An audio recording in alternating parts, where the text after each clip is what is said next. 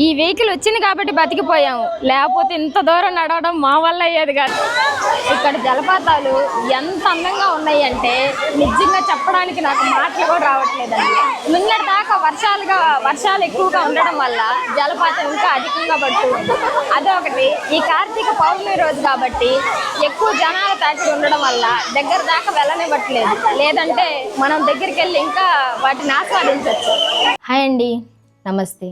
నేను మీ అవంతిక. సుహారి వైబ్స్కి స్వాగతం. ప్రకృతితో ప్రయాణం మనసుకి ఎంతో సంతోషాన్ని ఇస్తుంది. అలాగే గొప్ప వ్యక్తుల జీవిత పాఠాలు మనకెంతో స్ఫూర్తినిస్తాయి. ప్రతిరోజు ఒక మంచి మాట ఎంతో పాజిటివ్ ఎనర్జీ ఇస్తుంది. ఈ మూడింటి కలయికే సుహారి వైబ్స్ ముఖ్య లక్ష్యం. దీనిలోని భాగంగా నా మొదటి అడుగు ప్రకృతితో ప్రయాణం కొనసాగిద్దామా? పదండి. హాయ్ అండి, నమస్తే. నేను మీ అవంతిక. సుహారి వైబ్స్కి స్వాగతం. ఈరోజు మనం వెళ్ళబోతున్నాం ఒక ప్రసిద్ధి చెందిన ప్రకృతి, చరిత్ర, ఆధ్యాత్మికత కలగలిపిన ప్రదేశం. అదే భైరవకోన. ఈ భైరవకోన ఎక్కడుంది అంటే ఆంధ్రప్రదేశ్ రాష్ట్రంలోని ప్రకాశం, నెల్లూరు సరిహద్దు ప్రాంతమైన సిఎస్పురం మండలానికి చెందిన అంబర్పురం గ్రామం సమీపంలో ఉంది.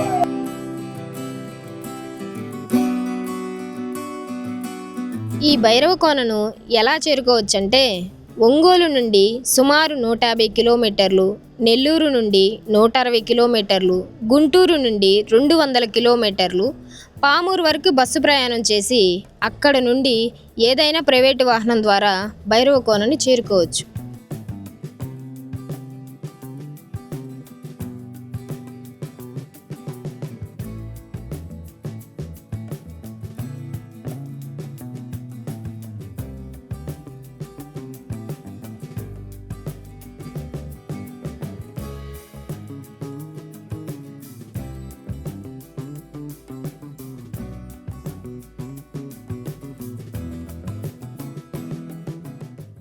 మొత్తానికి 150 కిలోమీటర్ల ప్రయాణం తర్వాత మనం భైరవకోన ముఖద్వారం దగ్గరికి చేరుకున్నాం.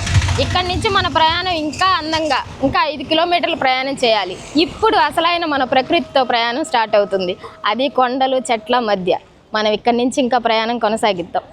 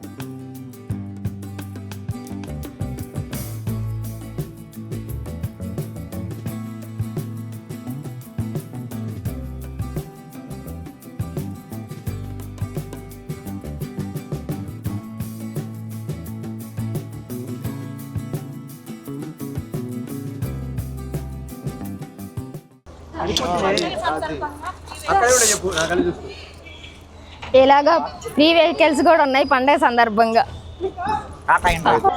ఈ వెహికల్ వచ్చింది కాబట్టి బతికిపోయాము, లేకపోతే ఇంత దూరం నడవడం మా వల్ల అయ్యేది కాదండి. ఎలాగో దేవుడి దయ.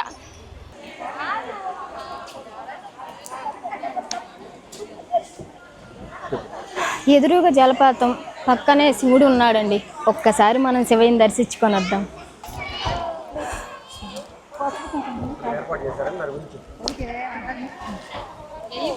ఇక్కడ ఒక శివలింగాన్ని ఏర్పాటు చేశారండి.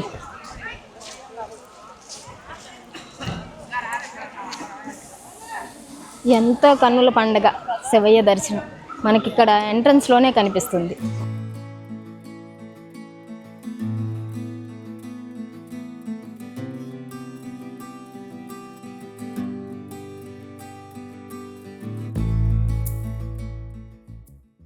ఎట్టకేలకు దేవుడి సన్నిధికి చేరుకున్నామండి. వెనక దేవాలయము, ముందేమో జలపాతం ఉంది. ఒకసారి జలపాతానికి వెళ్ళి స్నానాలు చేసే అంత కాకపోయినా కనీసం ఆ పుణ్య జలాన్ని మనం చల్లుకొని వద్దాము. ఒకసారి మీరు పదండి నాతోటి.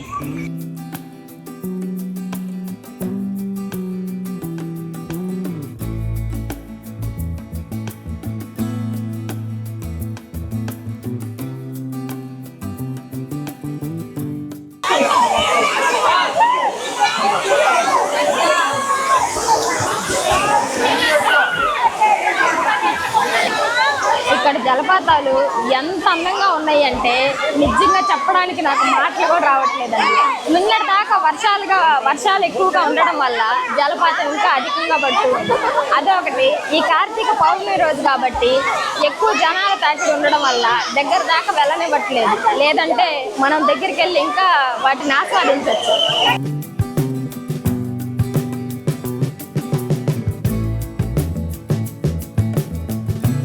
నిజంగా ఇవాళ మనము ఇక్కడికి రావడం నాకు చాలా సంతోషంగా ఉండిందండి.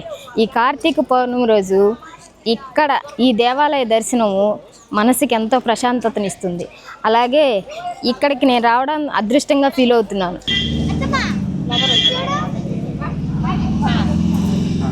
ఇక్కడ మనకి ఎంట్రన్స్లోనే ఆంజనేయ స్వామి విగ్రహం విశేషంగా దర్శనం ఇస్తుందండి. మనం ఆంజనేయ స్వామి దర్శనం తర్వాత నెక్స్ట్ మెయిన్ మన శివయ్యని దర్శించుకోవడానికి వెళ్ళొద్దాం రండి. నిజంగా ఎంతో సంతోషంగా ఉండిందండి. ఇది చాలా అదృష్టం. ఈ కార్తీక పౌర్ణమి రోజు మనం ఇక్కడ ఈ ప్రదేశంలో తిరగడం. ఇప్పుడు మనం జలపాతాలు చూసి వచ్చాం కదండి. ఈ దారిలో మనం వెళ్ళి మిగిలిన శివలింగాలను దర్శించుకొని వద్దాం రండి.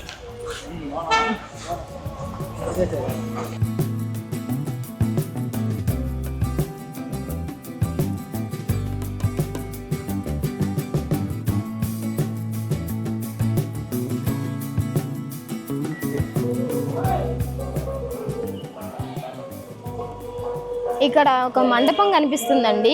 ఏదో ఇవాళ కార్తీక పౌర్ణమి సందర్భంగా యజ్ఞం కూడా జరిగినట్టుండింది.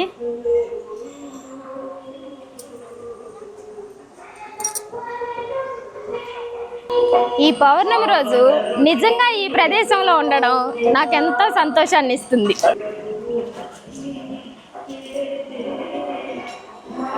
ఎంత ఆహ్లాదకరమైన వాతావరణమో కదా. చుట్టూ చెట్లు, కొండ ప్రాంతం. నాకైతే చాలా సంతోషంగా ఉందండి.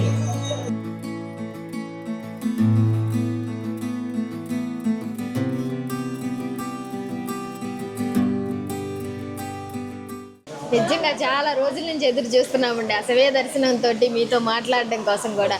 ఈ గుడి యొక్క విశిష్టతని నిజంగా మీ మాటలు ఒక్కసారి వివరించండి. చాలా ధన్యవాదాలు. ఓం నమః శివాయ. నా పేరు పంచాంగ రామమూర్తి శర్మ, భైరవకొండ అర్చకులమండి. మీరు అడిగినటువంటి ఈ సమయం చాలా గొప్ప విశేషం. కార్తీక పౌర్ణమి రోజు ఈరోజు ఏంటి కార్తీకం అంటే ఇప్పుడు చంద్రకిరణాలు పడేటువంటి సమయం. అవన్నీ కూడా మనం చర్చించుకుంటాం. అంటే భైరవకొండ చరిత్ర గురించి కూడా మనం తెలుసుకొని మీ వ్యూవర్స్ కొంత బాగా, అలాగే భైరవకొండ గురించి చాలామంది ఆసక్తిగా ఎదురు చూస్తుంటారు. ఏమేమి విషయాలు జరుగుతున్నాయి, అక్కడ ఏ పూజా కార్యక్రమాలు జరుగుతున్నాయి, అవన్నీ కూడా మీతోటి మీ వ్యూవర్స్ కానీ భక్తాదులందరికీ తెలియజేసుకునేది కానీ. నిజంగా మాకు చాలా సంతోషంగా ఉందండి. చెప్పండి మీ మాటల్లో. భైరవకొండ మనము ఎక్కడైనా ఒక కోన అడవిలో ఉంటే దాన్ని కోన అని పిలుస్తాం. ఏమిటి ఆ కోన అంటే ప్రత్యేకత ఏంటంటే సిద్ధి పొందటానికి అనువైనటువంటి స్థానం కోన అంటారు. ఎందుకంటే అక్కడ నీటి వసతి, ధ్యానం చేసుకునేటువంటి ఆ స్థానం ఉంటుంది, అందువల్ల దాన్ని కోన అని పిలుస్తాం, లేకపోతే అడవి అంటారు. మరి అలాంటి వాటిలో ఎన్నో భారతదేశంలో ఎన్నో ప్రసిద్ధిగాంచినటువంటి కోన శివాలయాలు చాలా ఉన్నాయి. దాంట్లో ఆంధ్రప్రదేశ్లో ఉన్నటువంటి ప్రకాశం జిల్లా చంద్రశేఖరాపురం మండలం అంబవరం కొత్తమల్లి గ్రామ పంచాయతీ పరిధిలో ఉన్నటువంటి భైరవ కోన క్షేత్రం. ఈ భైరవ కోన క్షేత్రము సుమారు 6వ శతాబ్దానికి మనం నమ్మమండి. ఎందుకంటే ఇప్పటికి ఎన్ని సంవత్సరాలు అయిందని చెప్పి మనం అడిగితే సార్ ఏదో 200 సంవత్సరాలు అంటారు. కానీ 1500 సంవత్సరాలకు పూర్వము ఈ క్షేత్రము 1500 సంవత్సరాలకు పూర్వమే దీర్ఘకంఠి శ్రీశైలముని, కీలప, త్రిభువనాదిత్యను, గోవింద పోలేరు, లోకమ, కకరమి, గంగంగుంటాచార్యులు అనేటువంటి వాళ్ళు సుమారు 14 మంది శిల్పులు ఈ ఆలయాలు తొలిచారు. అది నమ్మశక్యమా అంటే ఇక్కడ ఉన్నటువంటి ఆ లిపి దాన్ని బ్రాహ్మీ లిపి అంటారు, దేవనాగరి అంటారు. ఇదంతా కూడా ఇక్కడ ఉన్నటువంటి లిపిని బ్రాహ్మీ లిపి, దేవనాగరి అంటారు. ఇక్కడ ఆ రోజు శిల్పి చేసినటువంటి విశేషాలన్నీ కూడా ఇందులో పొందుపరిచారు. మనము పూర్వము సంస్కృతాన్ని వాడేవాళ్ళం, తర్వాత బ్రాహ్మీ లిపిని వాడేవాళ్ళం, తర్వాత తమిళ్, మలయాళము, తెలుగు, కన్నడ, తుళు ఇట్లా రకరకాలుగా ప్రాచుర్యం. పూర్వం ఆ సిద్ధులు వాళ్ళందరూ కూడా ఆ బ్రాహ్మీ లిపి వాడేవాళ్ళు. ఇది ఆ సిద్ధులు నిర్మించినటువంటి కోన భైరవ కోన. సిద్ధి పొందేదానికి అనువైనటువంటి మార్గం భైరవ కోన క్షేత్రంలో ఉంది. మీరు అడుగుతున్నారు మనము సుమారు ఎట్లా దీని యొక్క విశేషాలు ఏమిటంటే ఇప్పుడు చెప్పుకున్నాం కదా, మనం ఈ 14 మంది శిల్పులు సుమారు 40 నుంచి 50 సంవత్సరాలు కష్టపడ్డారట ఈ దేవాలయాల గుహాలయ సంవత్సరాలు. సాధారణంగా దేవ, ముని, మనుష్యానం అని చెప్పి 3 విధానాలు. అంటే దేవ సాంప్రదాయము శ్రీశైలము, రామేశ్వరము, కాశీ, అలా మహత్తరమైనటువంటి క్షేత్రాలు దేవ సాంప్రదాయం. ముని సాంప్రదాయ దేవాలయం అంటే ఇప్పుడు ఈ భైరవ కోన, ఈ కోన క్షేత్రాలు అంటే ముని సాంప్రదాయం. తర్వాత మనుష్యానం అంటే మనకు నదీ తీరంలో కానీ గ్రామంలో కానీ మనం నిర్మాణం చేసుకుంటాం, అది మనుష్యానం. అందులో మధ్యలో ఉన్నటువంటి ముని సాంప్రదాయ దేవస్థానం ఈ భైరవ కోన. 1500 సంవత్సరాల నాటి భైరవ. చాలా గొప్ప చరిత్ర ఉందండి దీనికి మాత్రం నిజంగా. కానీ ఇక్కడ ఇంకొక విషయము, ఇక్కడ ఒక వేప చెట్టు, ఒక కాకి గోడ వాళ్ళదు, ఇక్కడ ఒక దాని గురించి ఇంకేమన్నా? అక్కడ వేప చెట్టుకు లక్ష్మీదేవి అమ్మ, వేప చెట్టు లక్ష్మీదేవి, రావి చెట్టును నారాయణుడిగా పూజిస్తారు, అశ్వర్థ నారాయణ అని చెప్పి పేరు పెట్టి. ఇక్కడ వేప చెట్టుకు ఇంకొకటి కూడా ఏంటంటే అక్కడ చెంచల అని చెప్పి గుణం, ఆ పేరు కూడా చెంచల. లక్ష్మీదేవి ఏంటమ్మా, ఈరోజు మహారాజు దగ్గర కావాల్సినంత సొమ్ముతో ఉంటే రేపొద్దున వాళ్ళు వదిలేయాల, వద్దు ఇతను కాదు కరెక్ట్ కాదంటే వెంటనే భిక్షగాడి దగ్గరికి వెళ్ళి చేరి అతన్ని ఉన్నటువంటి స్థితిలో చేస్తారు, చంచలాన్ని. అలా ఇక్కడ వేప చెట్టు ఉండకపోవడానికి కారణం కూడా అది.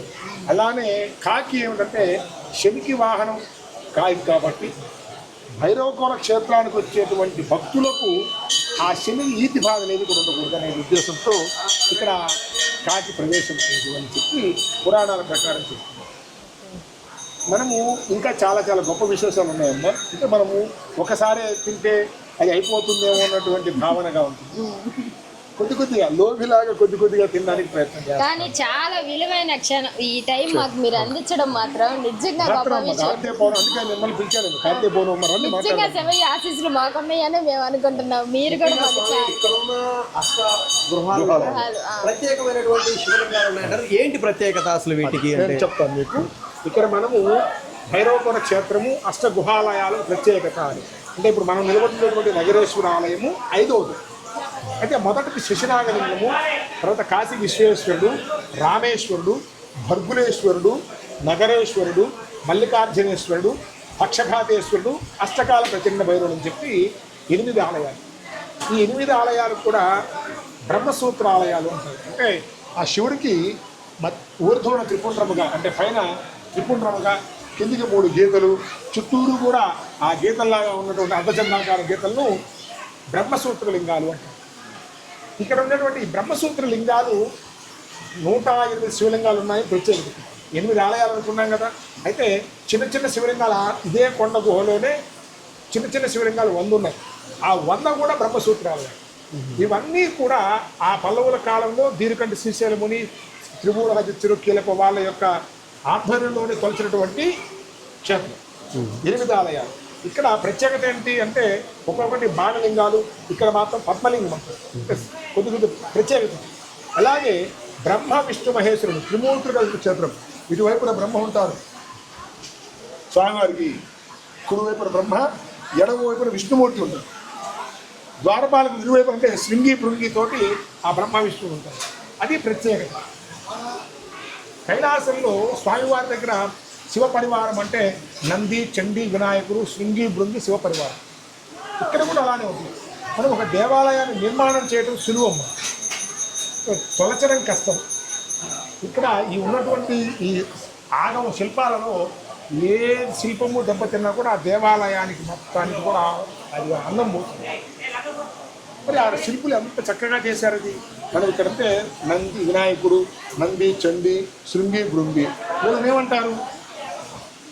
నాసిక్ కూడా అంటే నలుగురు ఉంటారమ్మా, నలుగురు ఉంటారు ఆ పక్క ఇప్పుడు నలుగురు. వీళ్ళను ఇప్పుడు పరిభాష వచ్చేసి సీసీ కెమెరా. అంటే స్వామివారి ధ్యానంలో ఉంటారు కదా, ఎప్పుడు ధ్యానం ఉంటారు కదా. ఆ ధ్యానంలో ఉన్నప్పుడు ఆయన దగ్గరికి వచ్చి మనం దర్శనం చేసుకుని వెళ్తాం. శివయ్య ఆజ్ఞ లేదు మనం వెళ్ళాం. అయితే ఆయన వచ్చినా కూడా మనం చూడలేదనేటువంటి మనసులో భావన ఉంటే ఆ భావనను వీళ్ళు తొలగిస్తారు. నాసిక్ కూడా అయ్యా ఫలాని వాళ్ళు వచ్చి వెళ్ళారని దర్శనం చేసుకుని వెళ్ళారు మహానుభావం. ఇది శివాలయంలో ఉన్నటువంటి విధానం. కైలాసంలో శివాలయంలో స్వామివారి దగ్గర. అలాగే బ్రహ్మ విష్ణు మహేశ్వరు ఎలాగైతే ఉన్నారో త్రిముఖ దుర్గాంబ, లక్ష్మీ, పార్వతీ, సరస్వతి త్రిమాతల త్రిముఖ దుర్గాంబకి అమ్మవారి దేవాలయంలో దర్శనమిస్తుంది. కోరినటువంటి కోరికలు తీర్చే కొంగు బంగారం భైరవ భువన త్రిముఖ దుర్గాంబ. ఈ కార్తీక మాసము శివాలయాలు అంటే విష్ణు ఆలయము, శివాలయాలు ప్రత్యేకంగా పూజా కార్యక్రమాలు, దీపాలు, కార్తీక శోభ అంటారు. కానీ అంటే భైరవ భువనంలో చాలా ప్రత్యేకతలు ఉన్నాయి. ఆనాడు ఆ శిల్పులు దేవాలయాలు తొలిచేటప్పుడు ఈ యాటిట్యూడ్స్ ఉంటాయి కదమ్మా, కొన్ని దిక్కులు అవన్నీ దిక్కులు ఉంటాయి కదా. ఆ దిక్కులు కరెక్ట్గా పెట్టుకుంటే మనకి కింద అక్కడ ఆ రోజు ఇచ్చినటువంటి కాంపాస్ ఉంది. పూర్వీకులు ఆ రోజు తొలుచుకున్నారు, గీత తీసుకొని పెట్టుకున్నారు. అది అమ్మవారి దేవస్థానము ఖచ్చితమైనటువంటి తూర్పు. అంటే ఇప్పుడున్న ఉత్తరాఖండ 90 డిగ్రీస్ అంటే ఆ 90 డిగ్రీస్ ఇప్పుడు ఖచ్చితంగా దర్శనమిస్తుంది. అందువల్ల కార్తీక పౌర్ణమి అంటే దక్షిణాయనంలో మధ్యస్థంగా ఉంటుంది కార్తీక మాసం. అంటే ఎందుకు అంటే మనకు జూలై 17వ తారీఖున దక్షిణాయనం మొదలవుతుంది. తర్వాత జనవరి 14వ తారీఖు 15వ తారీఖున దక్షిణాయనం పూర్తి, ఉత్తరాయణం వస్తుంది. అంటే మధ్యస్థంగా ఉంటుందన్నమాట కార్తీక మాసం. ఆ కార్తీక మాసం మధ్యస్థ సమయాన్నే మధ్య సమయము నిక్కచ్చ తూర్పు అని పేరు. అంటే చంద్రుడు ఆ యొక్క బింబము ఎప్పుడైతే ఖచ్చితమైనటువంటి తూర్పులో ఉంటుందో ఆ చంద్ర బింబము అమ్మవారి మీద ప్రసరిస్తుంది. అది ఎలా అంటే వాళ్ళు అనుగుణంగా జలపాతం ఉందమ్మా, సోనమాస అనేటువంటి జలపాతం ఉంది కదా. ఆ జలపాతము ప్రవహించేటువంటి తీరిలో ఆ అమ్మవారి ముందర ఉండేటువంటి గుండము అది చూసి ఆ గుండములో కార్తీక మాసం అంటే వర్షము ఎప్పుడు నీరు ఉంటుంది. ఆ నీరు ఎప్పుడైతే అలా ఉంటుందో దాని యొక్క చంద్రబింబము ఆ భైరవ క్షేత్రకాలను భైరవుడు శిఖరం పైకి వచ్చిన తర్వాత అంటే సుమారు రాత్రి 7 గంటల ప్రాంతం చంద్రబింబము నీటిలో పడితే నీటిలో ఉన్నటువంటి ఆ చంద్రబింబము దాని ప్రతిబింబంగా అమ్మవారి దగ్గర అంటే మనకు తూర్పు అదేటువంటిది. అది ఆ మునులు తపస్సు చేసుకుని వాళ్ళు గ్రహించినటువంటి అమ్మవారిని చూస్తే ఎంత అపురూపంగా ఉంటుందంటే ఇలాంటి విగ్రహాన్ని మళ్ళీ మనం ఎక్కడా చూడలేం. భైరవలోనే చూడాలి, మనం చూస్తాం, మనం వ్యూవర్స్కి చూపిస్తాం. అంతటి ప్రత్యేకత భైరవకొండ. అలాగే క్షేత్రపాలన కాలభైరవ స్వామి. ఇక్కడ ఉన్నటువంటి ప్రత్యేకత ఏంటి? మనం ఎవరి మీదకైనా మనం ఏదైనా చెప్పాలన్నా పోరాడాలన్నా మనకు శక్తి కావాలి కదా. శక్తి అంటే అమ్మవారు కదా, స్వామి కదా. మరి భైరవుడు ఏంటి అంటే వీళ్ళిద్దరికి శక్తి ఎంతైతే ఉంటుందో ఆ అంత శక్తిని భైరవుడికి అప్పచెప్పారట. ఈ దుష్టగ్రహాలన్నింటినీ సంహరించడానికి, పారద్రోలడానికి భైరవుడికి అప్పచెప్పారు. వాళ్ళలో కాల, కపాల, ఉన్మత్త, రురూక, అసితాంగ, క్రోధన, సంహార, ఉగ్ర, రౌద్ర భైరవుడు 8 భైరవుడు, అష్టభైరవుడు అని చెప్పి. దాంట్లో కాలభైరవ స్వామి మరి చిన్న పిల్లవాడిలాగా ఉంటాడు. శక్తి మాత్రం అపురూపం. ఎంత అంటే అసలు ఎంత మనం లెక్క మనం ఎంతవరకు అనుకుంటామో దర్శనం చేసుకుందామని అంటే మన చేత యజ్ఞయాగాదులు చేస్తాడు. నేను ఫలానా చేయాలని చెప్పి వ్యతిరేకంగా పోతుంటే మన దగ్గర మనలో పక్క కూడా రాలేదు. ఎంత శక్తివంతుడు భైరవ కోన. అందుకే పెద్దవాళ్ళు భైరవాత్రి స్మృతే ముక్తి అంటారు. భైరవ కోన అని చెప్పి మనసులో అనుకుంటే ముక్తి కలుగుతుంది. మనం అనుకున్నట్టుగా ఇందరికి మనం అనుకున్నాం వీడియో తీసుకుందాం కొందరుగా మా వ్యూవర్స్ మీకు మంచి వీడియో కావాలంటే కొద్దిసేపు ఉండండి అని చెప్పి. ఎందుకు అంటే సమయం రావాలి. సమయం రాని మనం ఏం చేయాలి.